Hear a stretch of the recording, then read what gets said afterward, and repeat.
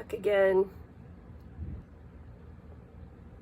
As much as I want to stay away from this channel and talking about my corn allergy, I still see the likes and comments coming in and the new follows coming in from the My Life with the Corn Allergy video, so I thought it was time to do another update.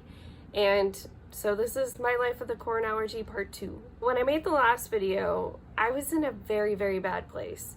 I was having airborne reactions. I was super, super sensitive and probably only had a handful of foods that I could safely eat that wouldn't hurt my stomach. I was having a lot more pain. I was having hives more often, and just in general, things weren't good. I was also still having problems keeping on weight. Since then, and you can follow this progress even in some of the videos I did after that, I worked with a functional medicine doctor who helped me rebuild my gut, which was in extremely bad shape, which is what led to my adult onset allergies in the first place.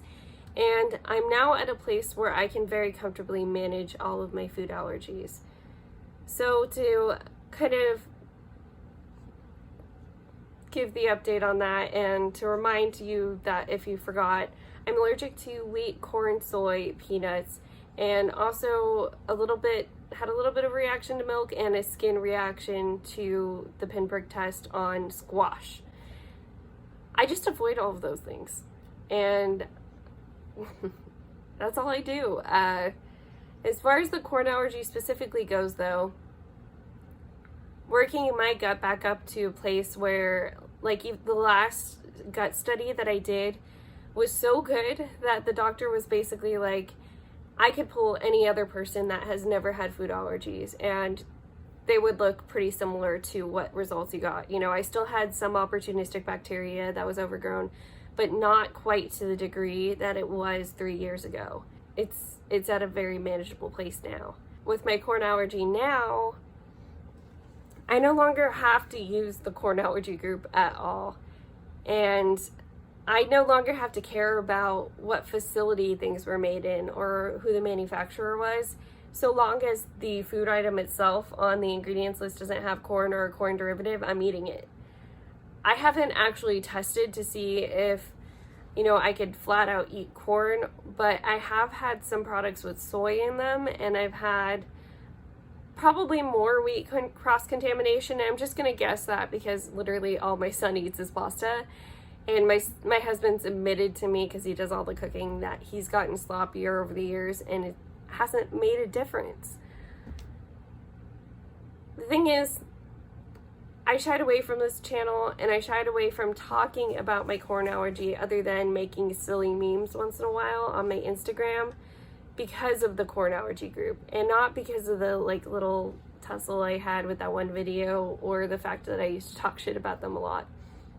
It's more that I can understand, in a sense, why they're so dogmatic about being corn-free, and it's because people are literally relying on them for medical advice, because there isn't the right medical advice out there and people don't know the full extent of some people's sensitivity. And, you know, we get gaslit by doctors a lot on what our sensitivity level is. However, I also think the inverse is true. I think that because we have this group that sometimes tells us that the solution to any little thing happening with our body is to cut out more corn, that we may be making ourselves more sensitive in the long run if it is a gut flora situation like mine was. Because to remind you guys a little bit of my journey, because I started off with bad gut flora and because I had to restrict so much because of what the corn allergy group was telling me and because of the other weird diets I tried out to help minimize my gut inflammation, I lost so many foods. And once I got those back, you know, I started to see a little bit the error of my ways, in that I should have never trusted anything more than my body's response. Yes, there may be corn in something and you may be able to verify there's corn in something, but unless it's triggering a response in you, and you can recognize that, I wouldn't pay too much attention to it. I know the corn allergy group, and even in some of my old videos, we talk about the bucket theory, where minimal amounts of exposure can add up into large exposure, which can add into a allergic reaction. Maybe it's just in my own case, so, you know, you do you, like I said, listen to your own body, but with my body, it's not a problem anymore. You know, I'm not having build-up reactions to these little amounts of corn. So part of me wonders if I even had them in the first place, or I was just convinced because of what a group was telling me. And I don't want to do that for other people. I don't want to influence your thinking about your own allergy situation or what may be going on with your body. I want to empower you to know that nobody knows your body better than you. Yes, you can quantify things with medical tests. Yes, doctors have more knowledge of the human anatomy in general, but we all know that feeling when you eat something that has your allergen in it. You know that feeling very well, and you should trust that feeling. You should also trust the feeling of, I'm about to have an allergic reaction, and you should take it as seriously as you need to take it. But you shouldn't let your life be led by what other people are saying may or may not have corn if it's not affecting you personally. That's my take.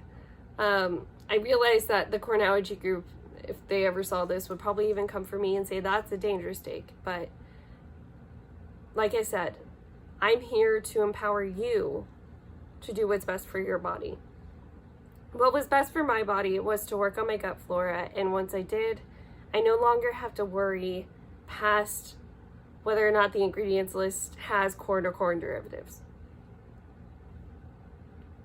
That may not be the right choice for you because functional medicine was an expensive option. I won't lie about that. It was hundreds of dollars for the initial appointment, and we probably drop a couple hundred on follow-up, 15-minute follow-ups and supplements every month just to keep me at this state where I am now. But the real problem, and I'm starting to realize this because of how much money I've spent on my health and because of how much I've had to work on it, the actual real problem with my health never had anything to do with what I was eating or what I was putting into my body or onto my body before. It really had to do with my stress level, and that's why my immune system got to where it is. And that's why my reactions got so bad. It was all up here.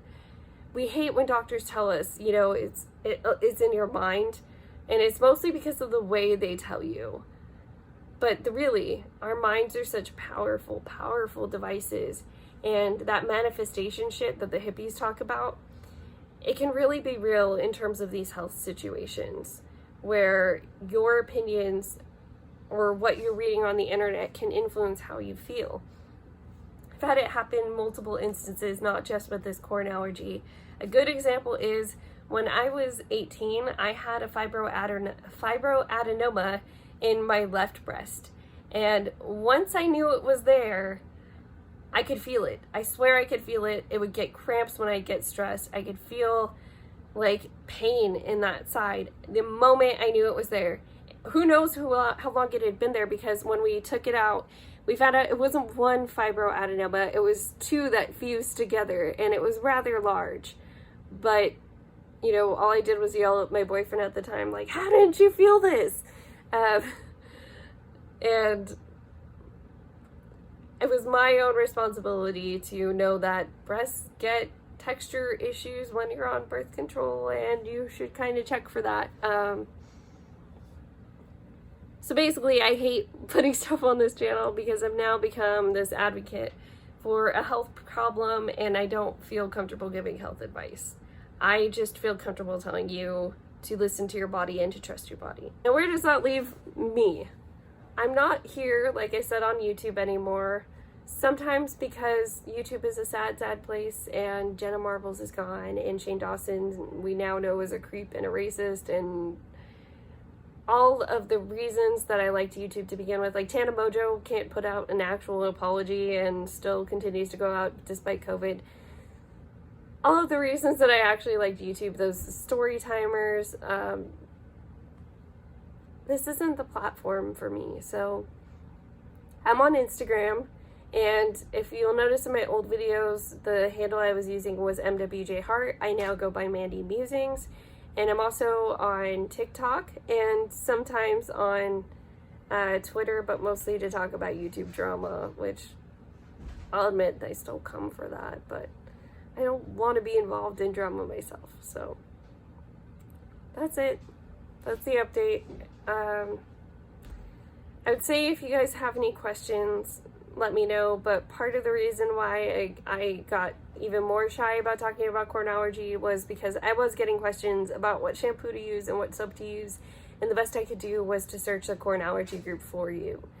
I don't have personal experience with some of these things, but I will help you with what I can. If you want to talk to me, best way is Instagram. I'll talk to you guys later. Bye.